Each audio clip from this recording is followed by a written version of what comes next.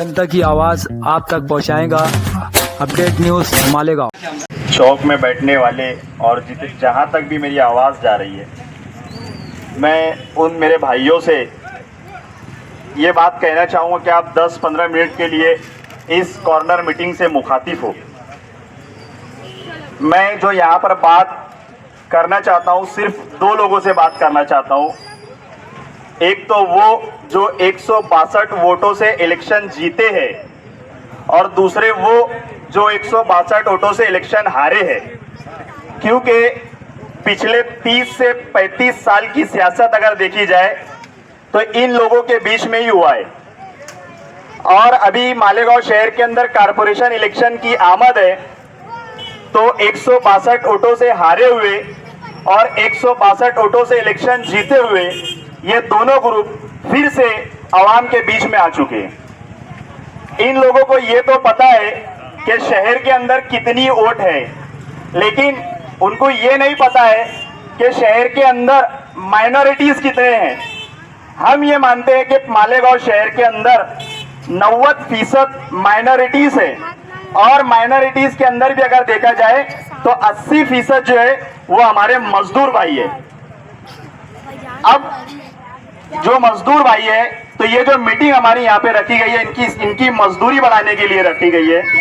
एक मजदूर 12 घंटे अपना देता है, वो 12 घंटे अपनी जिंदगी का बेच रहा है और उसके बदले में उसको क्या मिलता है? 400-500 रुपये।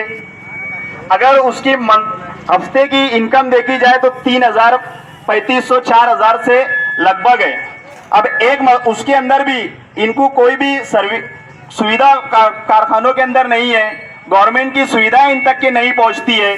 गवर्नमेंट की जो सुविधाएं इन तक के नहीं पहुंचती है, इसके सीधे सीधे जिम्मेदार जो है वो हमारे शहर के लीडरान है। दूसरी बात ये कि आगे आने वाले कारपोरेशन इलेक्शन के अंदर वार्ड का इलेक्शन है। वार्ड के इलेक्शन के अंदर आपको ये चीज फाइनल करना है, ये मत देखो कि कौन सा उम्मीदवार 30 लाख और 35 लाख रुपए खर्चा कर पाएगा।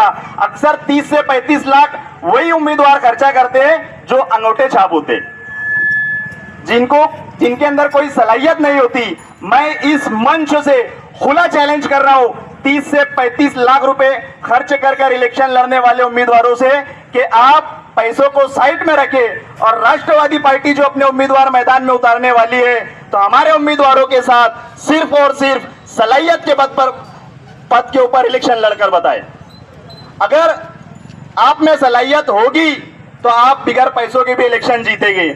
मेरे मजदूर भाइयों, हम जहां पर भी जा रहे हैं शहर से मजदूर भाइयों से ही मुखातिब हो रहे हैं, क्योंकि शहर में 90% मजदूर तबका है और कारपोरेशन की कोई स्कीमें इन तक के नहीं पहुंचती। एक फंड कारपोरेशन के अंदर होता है, माइनॉरिटीज फंड। बताइए कौन से कारपोरेटर ने, 90-95 कारपोरेटर है, खुला चैलेंज इस मंच से कि कौन से कारपोरेटर ने माइनॉरिटीज का फंड अपने वार्ड के अंदर इस्तेमाल किया। उनको पता ही नहीं है माइनॉरिटीज का फंड क्या होता है, जबकि माइनॉरिटीज का 100% फंड मालेगांव शहर के अंदर इस्तेमाल होना चाहिए, क्योंकि हमारे मालेगांव शहर के अंदर 90% माइनॉरिटीज है। उसके बावजूद भी यहाँ का फंड कहाँ जा रहा है? Minorities fund. बड़े सोचने की बात है भाइयों। मजदूर भाई जो 3000-4000 रुपये महीना कमा रहे, वो अपने बच्चों को आला तालीम और अच्छी तालीम नहीं दे पा रहे।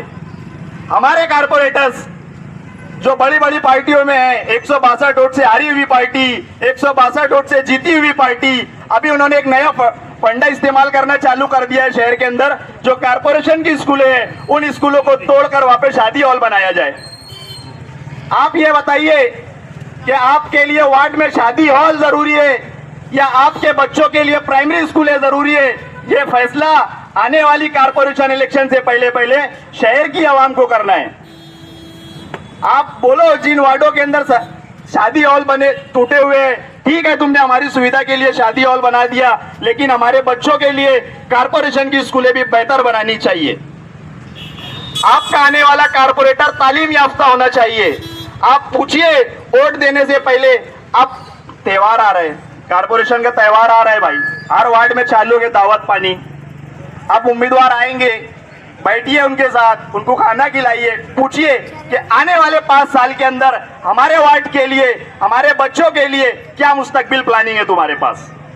हम फ्री में वोट देने के लिए तुम्हें तैयार है, लेकिन उनसे कागज और पेन लेकर बैठिए और स्टाम्प पेपर पर लिखवाइए, चाहे वो किसी भी पार्टी का हो, 162 वोट से हारी हुई पार्टी या 162 वोट से जीती हुई पार्टी, उनसे ये सवाल करिए कि कारपोरेशन इलेक्शन आ रहा है, आप वोट के लिए हमारे घर पर आ रहे हैं, आने वाले 5 साल के लिए, हमारे वार्ड के लिए और हमारे बच्चों के मुस्तकबिल के लिए आपके पास क्या प्लानिंग है, गवर्नमेंट की कौन सी स्कीम आप हमारे वार्ड में इस्तेमाल करने वाले हैं।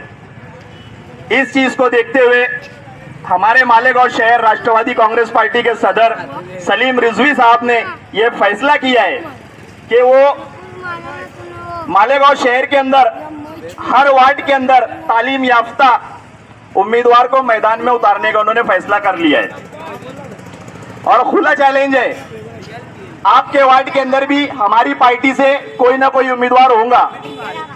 आप हमारे उम्मीदवार से भी सवाल करिए कि भाई तेरे पास में क्या प्लानिंग है, हमारे उम्मीदवार की भी प्लानिंग लिखिए और उनके उम्मीदवार की भी प्लानिंग लिखिए।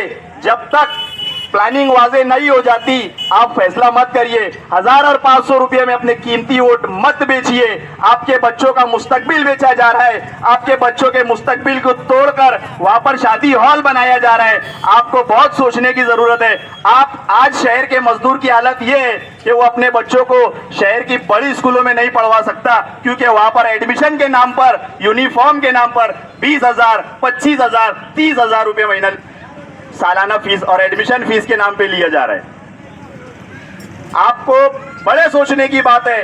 अगर आने वाले वक्तों के अंदर, आने वाले इलेक्शन के अंदर मालेगांव राष्ट्रवादी कांग्रेस पार्टी अपनी मजबूत उम्मीदवार या हम किंग मेकर की भी भूमिका के अंदर अगर मालेगांव कारपोरेशन के अंदर इलेक्शन में आते हैं, तो आपसे यहां से वादा करके जा रहे हैं कि शहर के अंदर जो शादी हॉल बनाए गए हैं, उन शादी हॉलों को तोड़कर वहां पर हम आपके बच्चों के लिए सरकारी स्कूलें बनाएंगे। हमें शादी हॉल की जरूरत नहीं है, हमें अच्छे एजुकेशन की जरूरत है।